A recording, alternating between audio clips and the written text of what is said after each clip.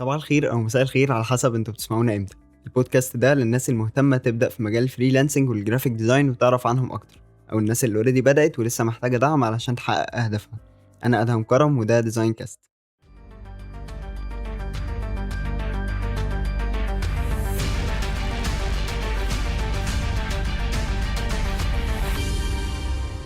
قبل ما نبدأ خلوني أشارككم إن الفيسبوك بيج بتاعتنا عدت ال 7000 فولور واليوتيوب تشانل عدت ال 2000 سبسكرايبر.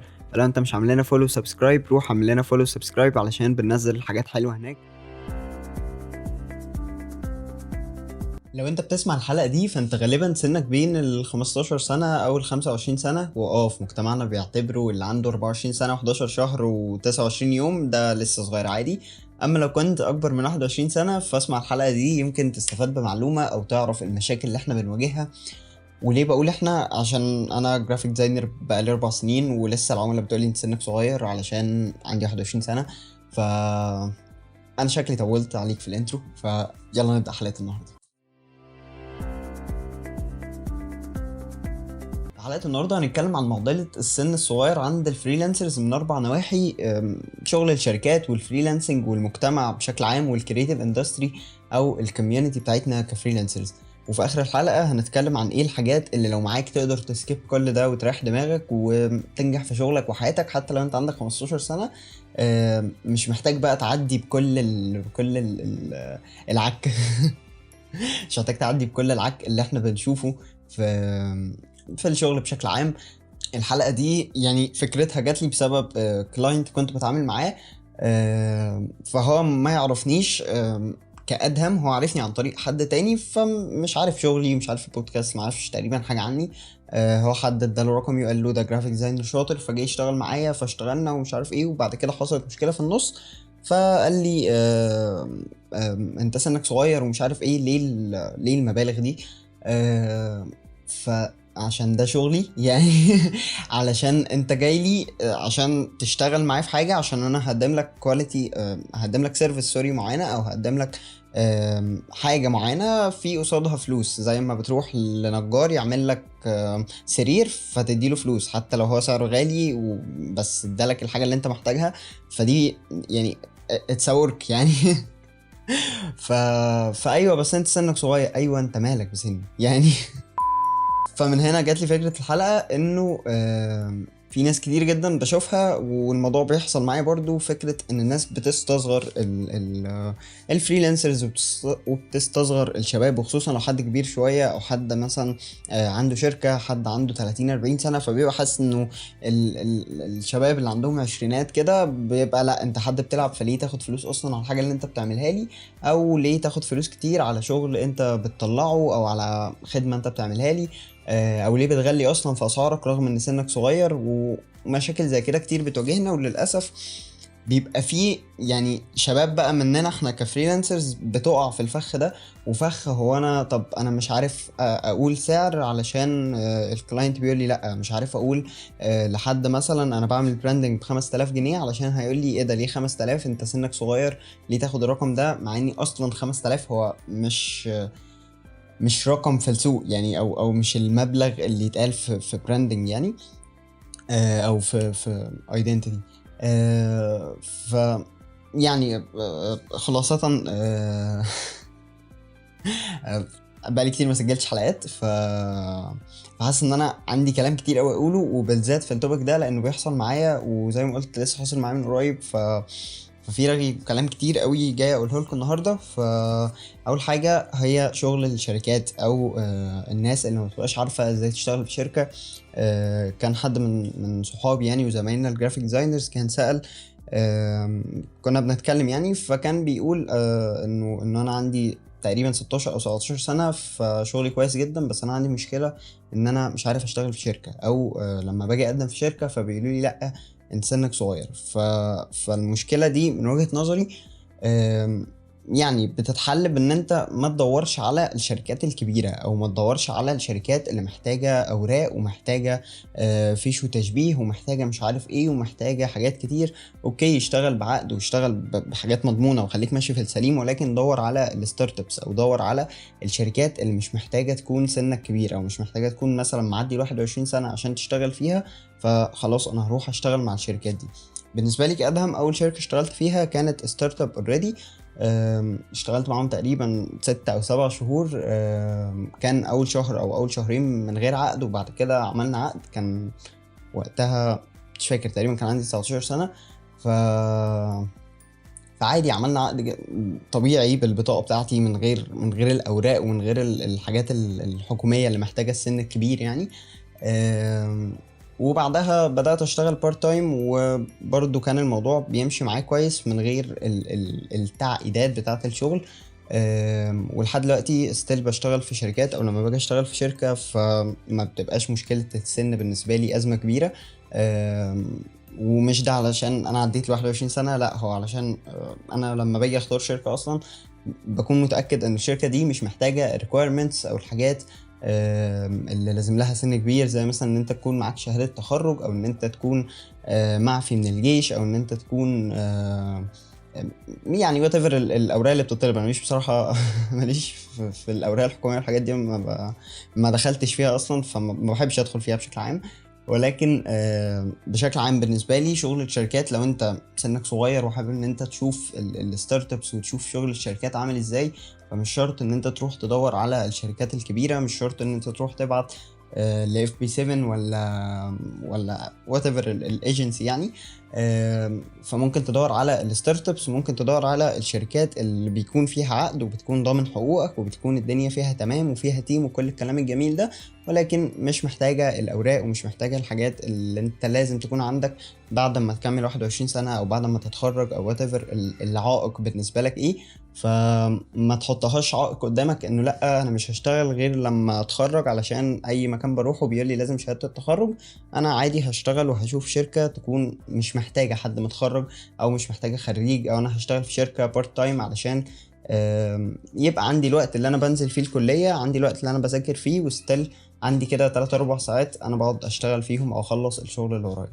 في حاجة مهمة جدا، وهي انه الحلقة دي يعني من حياتي انا. ما خدتش يعني ما سالتش حد، او ما دورتش في حاجه، او ما دورتش مثلا في شركات معينه الحاجات اللي بتبقى مطلوبه او whatever الحاجات اللي زي كده. ولكن انا بقول من واقع خبرتي انا، او من الحاجات اللي انا مريت بيها، من الحاجات اللي انا شفتها، ومن وجهه نظري الشخصيه. فممكن تكون في ناس شايفه انه لا انت صغير فاقعد جرب واتعلم واشتغل فريلانسنج مع نفسك، ولما تكبر ابدا ان انت تشتغل في شركه، او انت لو اوريدي مش محتاج شغل الشركه ما تجربوش. في ناس تانية شايفة انه لا انت لازم تشتغل في شركة اول ما تبتدي اصلا، قبل ما تخش في الفريلانسنج، علشان تاخد سكيلز وتاخد منها حاجات وتاخد منها اكسبيرينس وتاخد منها ازاي تتعامل مع تيم وهكذا. ولكن انا ببقى شايف الموضوع نسبي، كل واحد ليه الاكسبيرينس بتاعته. انا بالنسبه لي اول ما بدات فريلانسنج وفولنتيرنج، وبعد كده بدات ان انا بشتغل شويه في شركات وشويه فريلانسنج، ولحد دلوقتي ستيل ماشي بالمنطق ده، او في الواي ده، ان انا شويه مع شركه وشويه فريلانسنج، او بعمل الاتنين مع بعض. فكان توضيح صغير اني الحاجات اللي انا بقولها كلها او اللي هقولها لسه، فهي من خبرتي انا، او من رأيي الشخصي تماما. ولكن في محاولة مني اني اساعد شوية في الغلطات اللي انا بقع فيها، او الحاجات اللي بتحصل معايا، علشان يعني نحاول ان احنا نصلح شوية الحاجات اللي بتحصل عندنا دي.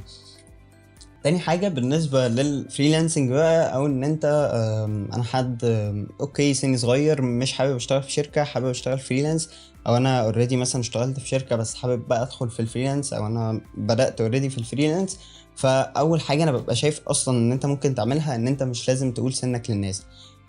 ككلاينت جاي يتعامل معاك، مش شرط اطلاقا ان هو يبقى عارف سنك، مش شرط اطلاقا ان انت تنزل ان انت عندك 19 سنة وده شغلك وبتدور على الكلاينت. انت ممكن عادي تنزل ان انت ده شغلي وعملت 1 و2 و3 وده الكواليتي بتاعتي، وبدور على كلاينت ان احنا نشتغل سوا. او لما تيجي تبعت لكلاينت مش شرط تقول له انا احمد محمود اللي عندي 15 سنة. لا عادي انا احمد اي اسم يعني تبقى الاسم اللي في دماغي. فلا انا كذا الجرافيك ديزاينر مثلا، او انا كذا الكوبي رايتر، او انا كذا السكريبت رايتر، او انا كذا الفويس اوفر، وات ايفر الشغلانه اللي انت بتشتغلها يعني. وابدا ان انت وري له شغلك، وابدا ان انت ابعت له البورتفوليو بتاعك، وتعامل عادي جدا من غير حته السن، او مش لازم تقول انه انا عندي 16 17 20 25 وات ايفر السن بتاعك ايه. ف فمش لازم ان انت تكون بتشو اب للناس، او بتشو اب للعميل اللي انت تشتغل معاه بشكل عام سنك قد ايه. حتى انا يعني الناس اللي عندي على الفيسبوك ممكن هم اللي يكونوا عارفين سني، ولكن على بيهنس مثلا انا مش كاتب عندي كام سنة تقريبا. ف وده مش علشان حاجة، ولكن علشان نفس حتة انه ما تحطش في حتة ان لا انت لسه صغير، او لا انت ازاي عملت كده. في ساعات الموضوع بيقلب اصلا بالعكس، ان في كلاينتس بتبقى شايفة انه انت ازاي عندك 20 سنة او 21 سنة وعملت كل الشغل ده، او ازاي ان انت عندك 21 سنة وجاي بتقولي ان انت اشتغلت مع 4 5 شركات مثلا خلال السنتين ولا ال3 اللي فاتوا. ففي ناس اصلا مش بتصدق الحاجات دي، او بتحس ان انت بتفيك الحاجات دي نظرا لصغر سنك، وبالتالي ممكن تضيع عليك اصلا فرصة ان انت تشتغل في شركة او تشتغل مع كلاينتس بسبب موضوع السن، وان انت تبقى مش اوفر كواليفايد، ولكن فكرة ان انت تبقى عامل حاجات كتير في سن صغير، فلما توصل لسن مثلا 22 سنة فانت عملت حاجات المفروض بيعملوها لما يبقى عندهم 22 سنة او whatever. ودي مش حاجة وحشة او مش حاجة غلط. لا عادي، انا عندي 21 سنة وعملت 1 و2 و3 و4. فكل ما بتبتدي بدري بيبقى احسن. انا دايما بقول الموضوع ده، دايما بشجع الناس اللي سنهم صغير انه ابدأ وجرب وبتاع. ما تقفش، ما تقولش لا انا عندي لسه 15 سنة ولا 17 فمش هتعلم دلوقتي او مش هجرب دلوقتي. ما تقولش ان انا عندي 20 سنة فلا مش هجرب دلوقتي. ما تقولش ان انا عندي 25 سنة فلا مش هجرب دلوقتي. جرب ان انت تبدأ وانت عندك 25 احسن ما تبدأ وانت عندك 30. ان انت تبدأ وانت عندك 30 احسن ما تبدأ وانت عندك 40 وهكذا. فكل لما تجيلك فرصة ان انت تبدأ في الحاجة اللي انت عاوز تبدأ فيها او الحاجة اللي انت عايز تجربها اعمل ده على طول. ولكن ده مش الموضوع اللي انا جاي اتكلم فيه.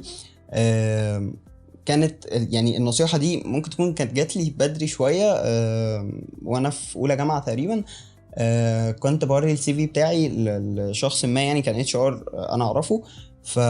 فكنت كاتب ان انا كنت متطوع مع تيم تطوعي يعني، وانا في ثالثه ثانوي او في ثانيه، في يعني بين ثالثه ثانوي واولى جامعه. فكنت الهيد بتاع الجرافيك ديزاينرز تيم، لانه كنت انا اللي بدات فيهم وهم كانوا لسه بيبتدوا. فقال لي لا شيلها. فقلت له طيب ليه؟ انا كنت كاتبها كنوع من يعني ان انا هيد جرافيك ديزاينرز، فانا عندي اكسبيرينس كويسه شويه، وان انا كنت بليد تيم، فانا بعرف هاو تو ليد ذا تيم يعني، او ازاي اشتغل مع تيم اصلا وهكذا. فقال لي شيلها علشان انا لو اتش ار وانت جاي لي بالسي في بتاعك بتقول لي ان انت عندك 20 سنه واشتغلت مع مكان كذا واشتغلت فريلانسنج وتطوعت وكنت هيد للجرافيك ديزاينرز، فانا ممكن اقول لك ان انا مش محتاجك اصلا. او ممكن احس بحته ان انت بتفيك، او اقول لك انه لا انا مش محتاجك، انا محتاج حد يجي جونيور مثلا، او محتاج وات ايفر الشخص الجرافيك ديزاينر اللي هيجي، انا مش محتاج حد هيد. انت ممكن تطلب مني سعر اوفر جدا على اللي انا حاطه كستارت اب مثلا او كشركه صغيره. ممكن تبقى انت بتفيك الحاجات دي، وبالتالي انا مش هحط على نفسي ريسك ان انا اكلمك ونعمل انترفيو وهاير يو وبعد كده اكتشف ان انت بتفيك الكلام ده كله. فالنصيحه جات لي بدري شويه، واتمنى اكون ان انا بقولها لك برضه بدري شويه، او ما تكونش وقعت في حاجه زي كده، او اكون بوفر عليك جزء من الوقت في ان انت ما يعني مش تشو اب، ولكن يعني ما بقولش ان انت تستخبى. ولكن في حاجات لازم باي لوجيك كده، او انت تقعد مع نفسك تشوف هي انا اوكي مش هقول سني للناس تمام. انا هعمل كذا. انا مش هقول ان انا مثلا كنت هيد جرافيك ديزاينر تيم، انا هقول ان انا عادي كنت جرافيك ديزاينر في جمعيه تطوعيه، كنت هقول ان انا جرافيك ديزاينر مع جمعيه رساله، كنت هقول ان انا جرافيك ديزاينر في ستودنت اكتيفيتي وات ايفر المسمى يعني. فدي اول حاجه. لما تيجي تشتغل فريلانسنج مش لازم اصلا ان انت تقول سنك، مش لازم تقعد تقول كل الحاجات اللي عندك. لا عادي، انا عندي 20 سنه مثلا، وانا طالب عندي 19 سنه في اولى جامعه، تطوعت مع ستودنت اكتيفيتي عندي في الكليه از جرافيك ديزاينر، وانا جاي اشتغل معاك كجرافيك ديزاينر.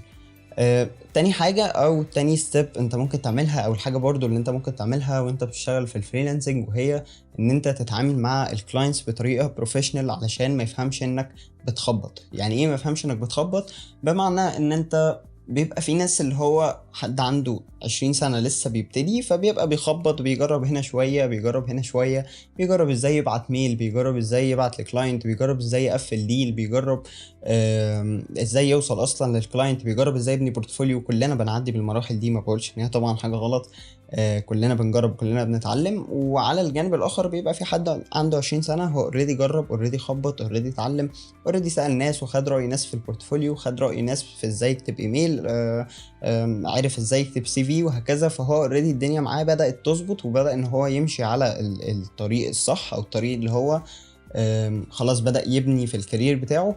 فما تبوظش كل ده من ان انت لما تيجي تتعامل مع الكلاينت تتعامل معاه بطريقة عشوائية شوية، فيحس انه لا ده انت لسه بتتعلم او لسه بتخبط، فيبدأ ان هو يكنسل الديل او يحس ان انت سنك صغير بسبب ان انت مش عارف تتعامل معاه. دي من الحاجات اللي كانت بتحصل لي كتير جدا، بسبب ان انا لما باجي اتعامل مع كلاينت انا اوريدي عندي بورتفوليو، اوريدي عملت كذا وكذا وكذا، ولكن لما باجي اتعامل مع كلاينت فيجي مثلا في حته التسعير، فاقول له لا ما اعرفش السعر، او لا انا ما اشتغلتش الحاجه دي قبل كده فما اعرفش سعرها ايه، او احنا شغالين فاعمل حاجه غلط مثلا في الشغل، او مثلا ما اخدش منه ديبوزيت. الغلطات اللي في ناس كتير مننا بتواجهها يعني، او اللي ممكن اكون انا بس اللي كنت بواجهها، ولكن اي ثينك ان في ناس كتير بتواجه المشكله دي.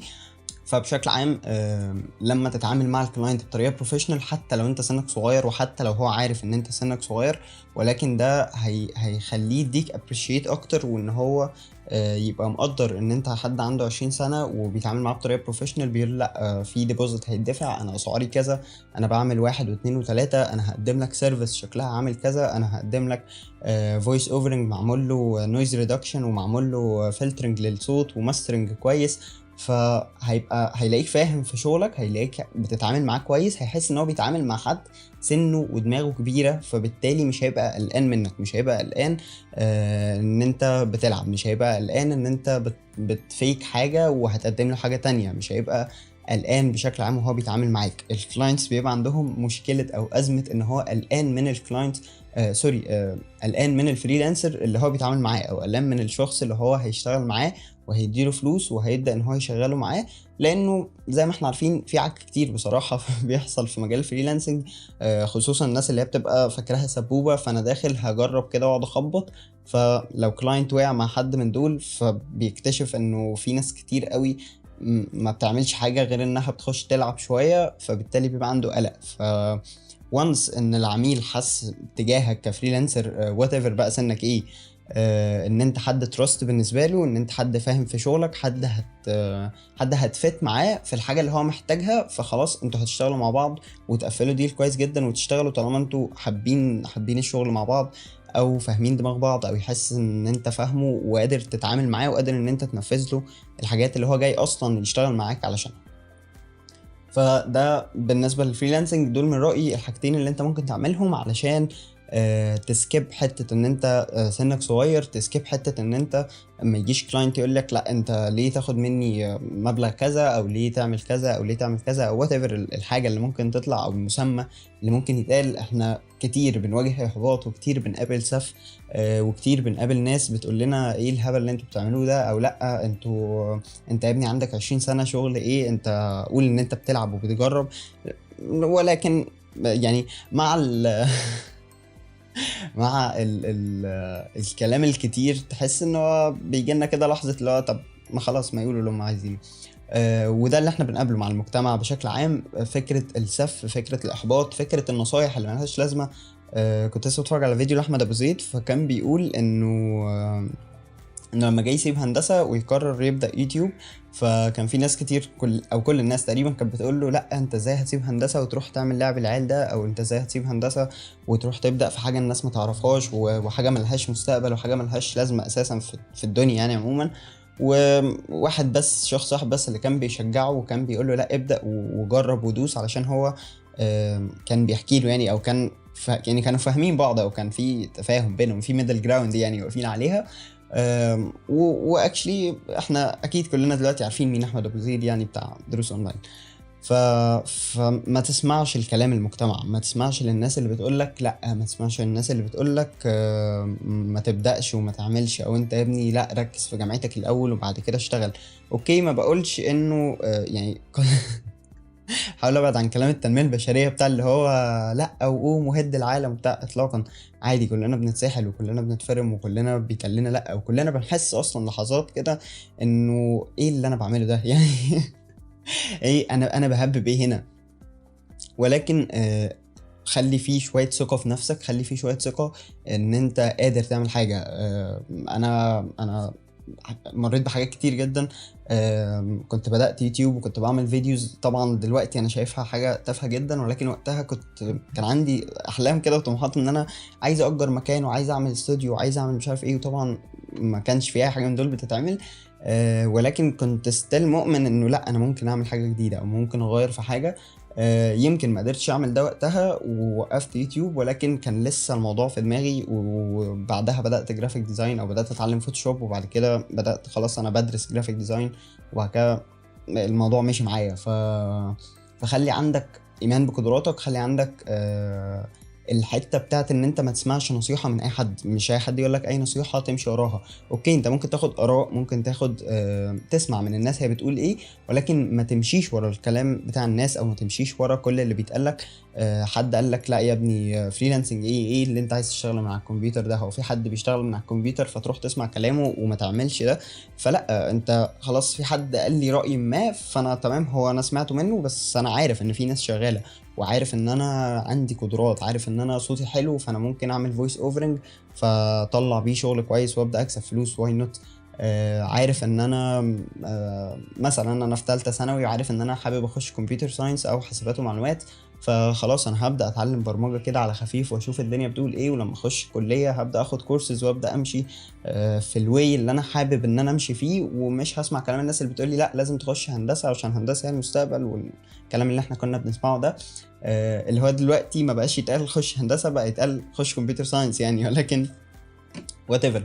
انا كنت ثانويه عامه وكنت لا عايز هندسه ولا عايز كمبيوتر ساينس، انا كنت عايز فنون تطبيقيه علشان كنت خلاص اوريدي بدات في الجرافيك ديزاين وكنت عايز اخش فنون تطبيقيه. فالقدر بالتنسيق جاب لي كمبيوتر ساينس.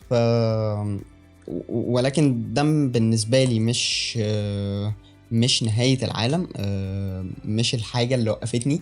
لا عادي انا في كمبيوتر ساينس وشغال جرافيك ديزاينر، وما عنديش ازمه في ده. اوكي لسه ستيل بواجه الكلام اللي بيتقال لي بتاع اللي هو انت ليه يا ابني شغال جرافيك ديزاينر، ما تركز في الكليه واشتغل بروجرامنج او اشتغل في الكودينج او اشتغل مش عارف في الاي تي. فوات ايفر الحاجه اللي ممكن تتقالك. خليك مؤمن شويه بقدراتك، خليك مؤمن شويه ان انت تقدر تعمل حاجه. حاسس ان انا طولت في البوينت دي بس عشان انا عندي صياح كتير جدا عايز اقوله. وبحس انه في ناس كتير قوي بتحبط، في ناس كتير قوي بيداس على احلامها وبيداس على طموحاتها بسبب فكره ان احنا خايفين عليك، او بسبب فكره انه لا انا اكبر منك فانا عارف انا بقول لك ايه. ممكن يكون حد اكبر منك ب 30 40 سنه بس هو يعني سوري بس هو مش عارف اصلا ايه اليوتيوب ده، او مش عارف اصلا يعني ايه تشتغل من على النت. ولكن انت عارف ده او انت فاهم ده، او في فيتشر جديده ظهرت اسمها ان انا هشتغل من على النت، او في اوبشن جديد ظهر اسمه هشتغل من على النت. فانا اوكي سمعت حد قال لي خليك في الشغل المضمون وما تشتغلش من على النت، فانا ممكن اعمل برايي وادخل كليه هندسه وات ايفر يعني الحاجه. ولكن عادي هجرب برضه واشوف شوف حظي بيقول ايه لما ادخل اجرب اشتغل من على النت، مش هيحصل حاجه.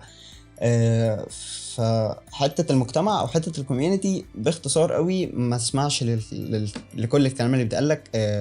اسمع النصايح ولكن مش كلها تمشي بيها، او مش اي حد تاخد رايه. انا من الناس اللي مقتنعه انه يعني مش عارف اقولها ازاي، ولكن الناس المقتنعة ان مفيش حاجة اسمها الاكبر منك بيوم بيعرف عنك بسنة. ممكن يكون حد اكبر مني ب30 سنة بس هو ما مرش بالاكسبيرينسز اللي انا مريت بيها، او هو مش عايش حياتي. لانه في الاخر كل واحد بيقول رأيه من وجهة نظره. انا لما اجي اقول لحد ايه رايك في كذا، هيقول لي رايه من وجهه نظر. انا جيت اقول لحد ايه رايك في التيشيرت الاسود، هو لو ما بيحبش اللون الاسود يقول لي لا مش حلو، روح البس تيشيرت لونه بنفسجي وات ايفر اللون يعني. لو رحت لحد بيحب اللون الاسود هيقول لي اه ده جميل جدا ولا خليك لابسه. فكل واحد هيقول رايه من وجهه نظر، ولكن في الاخر اعمل الحاجه اللي انت حابب تعملها، او اعمل الحاجه اللي يعني زي ما تقول كده قلبك بيقول لك اعمل دي، فخلاص روح اعملها وجرب. والحاجه الاهم، انه الاهم بقى من كل ده واللي ممكن تخلصك من كل ده واللي انا حاليا بعملها، ان انت مش لازم تقول اصلا انت بتعمل ايه، مش لازم تروح لكل حد تشوفه تقول له ده انا بدات اشتغل فريلانسنج، او مش لازم تروح لكل حد تشوفه تقول له ده انا بدات اتعلم برمجه. مش لازم اي حد يجي قدامك تقول له ده انا بص بعمل ديزاينات وبعمل مش عارف ايه، لانه الموضوع ممكن يتحول معاك بالعكس، ان انت تروح لحد تقول له بص انا بدات جرافيك ديزاين وبعمل التصميمات دي وات ايفر. مش شرط يكون حد من اهلك، ممكن يكون حد من صحابك، فيقول لك ايه يا ابني الهبل ده، او ايه يا ابني الشغل المقرف ده، او ايه يا ابني الحاجات اللي انت بتطلعها دي، او يا ابني لا الحاجات دي مسروقه يا ابني، او انت بتتفرج على توتوريالز وبتطبقها، ف ايه الحاجه اللي انت بتعملها دي ملهاش اي لازمه يعني، او انت بتطبق على فيديوهات يوتيوب، انت بتعمل ايه يعني. دي البداية، ودي البداية اللي كلنا ابتديناها. اوكي ممكن في ناس ابتدت بدايات مختلفة، ولكن انا من الناس اللي ابتدت البداية دي ان انا بتفرج على فيديوهات يوتيوب واطبق عليها عادي. فاختصارا مش لازم تقول انت بتعمل ايه لكل اللي حواليك، كفاية ان يبقى فيه شخص واحد بيسبورت يو، او كفاية ان يبقى فيه شخص مؤمن بيك، شخص بيسبورت يو. وحتى لو ما فيش، خليك انت السبورتر لنفسك، خليك انت الشخص اللي بيقف يقول لا انا قادر اعمل كذا وهعمل كذا. اوكي طولنا في الحته دي، فخلينا ندخل على البوينت اللي بعدها، وهي الكرييتيف اندستري او الكوميونتي بتاعتنا احنا. وبصراحه ومن وجهه نظري ان الكوميونتي بتاعت الفريلانسرز بشكل عام هي افضل كوميونتي، او افضل حاجه انت ممكن تقول فيها كل اللي انت عايزه، وكل الحاجات اللي انت بتحبها، وكل الحاجات اللي انت بتعملها. اي حد مننا او اي حد من الناس حتى في الكوميونتي بشكل عام، بعيدا عننا خالص، بيشجع وبيسبورت اي حد صغير، سواء في ايفنت، سواء في توك، سواء في سيشن، سواء في لما تروح تسأل حد هتلاقيه بيسبورت وبيقول لك اعمل 1 و2 و3. انا في ناس كتير جدا ساعدتني، وفي ناس كتير جدا كنت بلجأ لها وستيل بلجأ لهم وبقول لهم انا عايز اعمل 1 و2 و3.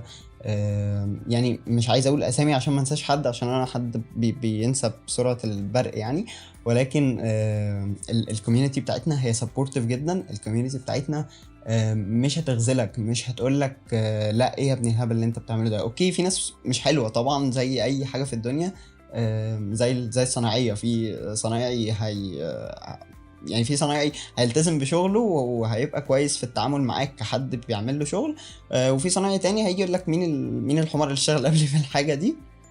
فنفس الكلام هتلاقيه في الكوميونتي عندنا، ولكن الاغلب او الاكتريه او الزون اللي انت تحاول تحوط نفسك بيها هي الناس السبورتيف، الناس اللي ما بتبقاش مستنيه منك حاجه، الناس اللي بتبقى بتشجعك وبتعمل معاك كونكشن وبتتكلموا وبتتواصلوا جاست فور ان احنا فريندز، وجاست فور ان احنا بنسبورت بعض، وان احنا كلنا في كوميونتي واحده، فمش هنكبر غير لما نقف جنب بعض.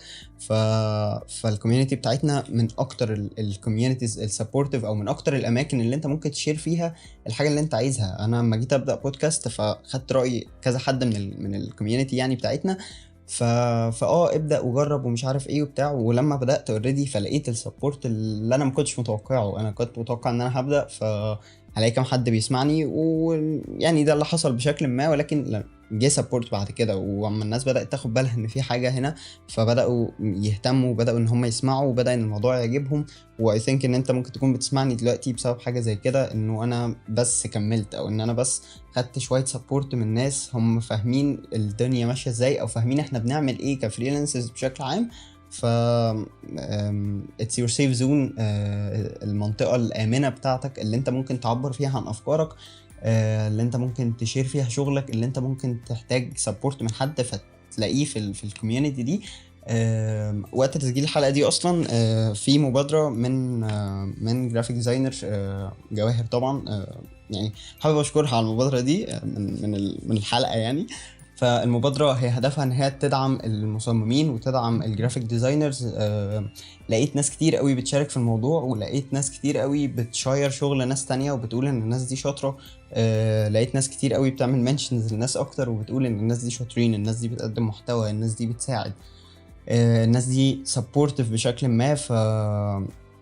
فحبيت ان انا اتكلم عن الكريتيف اندستري بتاعتنا بشكل كويس شويه، غير اللي الناس بتقعد دايما تقوله، او غير الشخص اللي بيبقى باصص للدنيا كده بنظره سوداويه شويه.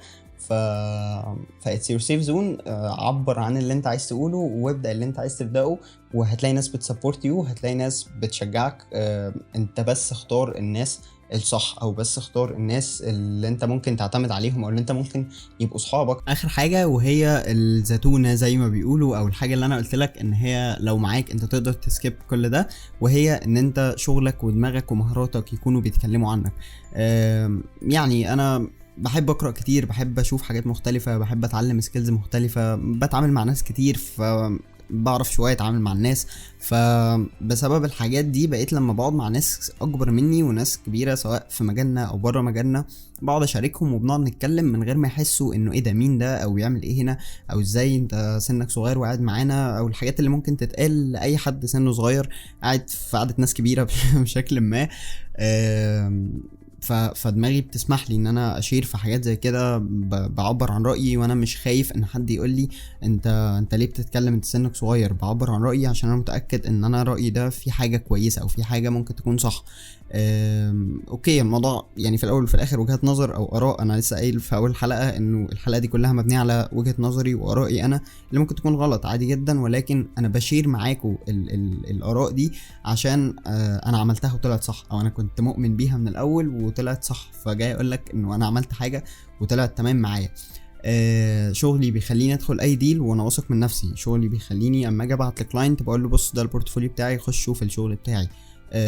مهاراتي والسكيلز اللي عندي بتخليني اما اجي اتعامل مع كلاينت انا عارف ازاي بتعامل معاه، عارف ازاي اقنعه بالديل، ازاي لو هو مش عايز يبعت ديبوزيت او مش واثق فيا بديله التراست او بخليه يثق فيا وفي الشغل بتاعي وفي ان انا اللي عامل الشغل ده. السكيلز بتاعتي بتخليني اطلع في توكس، بتخليني اطلع اتكلم، بتخليني اقف قدام الناس واشارك ارائي واشارك الحاجات اللي انا عايز اشاركها. السكيلز بتاعتي خلتني اعمل البودكاست ده والحاجه اللي انا ممنون بيها جدا، احنا كملنا سنه في البودكاست كنت بشير ده على الاكونت عندي وعلى البيج بتاعت البودكاست. بالمناسبه يعني لو مش متابع البيج بتاعتنا على فيسبوك ممكن تروح تتابعها، او الاكونت بتاعنا. ففي الاول وفي الاخر شغلك، مهاراتك، السكيلز بتاعتك هي اللي بتتكلم عنك، هي اللي بتقول انه ده حد شاطر عنده بورتفوليو كويس، هي اللي بتقول ان ده حد فاهم الدنيا وبيعرف يتكلم، هي اللي بتقول انه ده مش حد بيلعب وحد عارف يقفل ديل ازاي، حد بيبعت ميل شكله كويس، حد معاه لغة كويسة بيعرف يتكلم انجليش كويس، فلما بيخش مع كلاينت في ميتنج مثلا بيتكلم عادي، مش فارقه معاه ان هو الميتنج ده عربي ولا انجليش، مش فارقه معاه ان هو بيتلخبط في الكلام، او مش فارقه معاه الحاجات الصغيره دي. ده حد بروفيشنال، ده حد واثق من نفسه، حد واثق من قدراته ومن شغله وجاي يشتغل فعلا، مش جاي ان هو يهزر، سواء بقى في فريلانسنج، في شركه، في واتيفر الحاجه اللي انت ممكن تكون موجود فيها او ممكن تكون محتاجها. السن ممكن يعيقك ولكن مش هو نهايه العالم. انا واحد من الناس ضاع مني فرص كتير جدا، وبتضيع مني فرص في حاجات كتير. كانت لسه في حاجه من قريب كده يعني ممكن نقول ان هي ضاعت مني بسبب الحوار السن ده، ولكن ستيل انا كسبت فرص اكتر بسبب سني. كسبت ان انا عشان طالب في الجامعه فده سمح لي ان انا اجرب واعمل توكس في الكليه، وخلاني ان انا لما باجي اعمل توك بره انا مش خايف، مش قلقان، مش متوتر. اوكي بيبقى عندنا التوتر اللي هو العادي ده، ولكن مش بتوتر ان انا اول مره بعد ما اتخرجت انا المفروض اقدم توك، او انا جاي لي فرصه ان انا اقدم توك، فلا انا خايف. فالسن ممكن يعيقك، السن ممكن تكسب منه حاجات كتير وتستفاد ان انت سنك صغير بان انت تجرب اكتر، وان انت تخش اكتر، وان انت تتعلم حاجات اكتر، ان انت عندك الحماس بتاع السن الصغير ده، فانت ممكن تروح وتتعلم وتنزل وتروح كورسات وتشارك في حاجات وتشارك في كوميونيتيز وستودنت اكتيفيتيز، الحاجات الجميله دي كلها. انا ما كنتش ناوي اقول الكلام ده كله او ما كنتش ناوي ان الحلقه تكون طويله كده، احنا داخلين تقريبا في 35 دقيقه. فلو انت بتسمعني لحد هنا فشكرا جدا جدا جدا على وقتك. اتمنى اكون فدتك بمعلومه، سواء انت سنك صغير او سواء سنك كبير او whatever سنك ايه، سواء انت معانا في الكريتيف اندستري او لسه بتخش، ف you are most welcome. واهلا بيك واهلا بافكارك، سواء انت حد صغير، حد فريلانسر، حد لسه بيكتشف ايه اصلا الفريلانسنج ده. او وات ايفر البوزيشن دلوقتي بتاعك ايه. واحنا كلنا في الاخر بنساعد بعض، كلنا في الاخر سبورترز لبعض. فلو انت شخص من الناس اللي مش كويسة او الناس اللي بتحبط الاخرين، فارجوك بلاش تعمل ده، لانه مش بس هيأثر عليهم، هيأثر عليك انت كمان، هيخليك شخص سلبي، هيخلي الناس مش حابة تتعامل معاك، هيكره الناس فيك بشكل ما. فما تحطش نفسك في الحتة دي، علشان في الاخر انت اللي هتزعل او انت اللي هتلوم نفسك. ده الكلام اللي انا كنت جايبه لك النهاردة. فتاني لو لسه بتسمعني لحد هنا، فانا حابب اشكرك جدا جدا جدا. ما تنساش طبعا تسيب لي رأيك في الحلقة وفي الكلام اللي احنا قلناه، ولو عندك اي اسئلة او حاجة حابب ان احنا نتكلم فيها او توبيك يثير الجدل كده زي ده، فممكن تسيبه لنا في الكومنتس سواء على يوتيوب او تبعته لنا على فيسبوك او تبعته لي على الاكونت بتاعي او وات ايفر البلاتفورم اللي انت بتسمعنا عليها دلوقتي، ممكن تسيب لنا كومنت عليها. شكرا جدا لوقتك. انا ادهم كرم، وده كان وقتي. شكرا.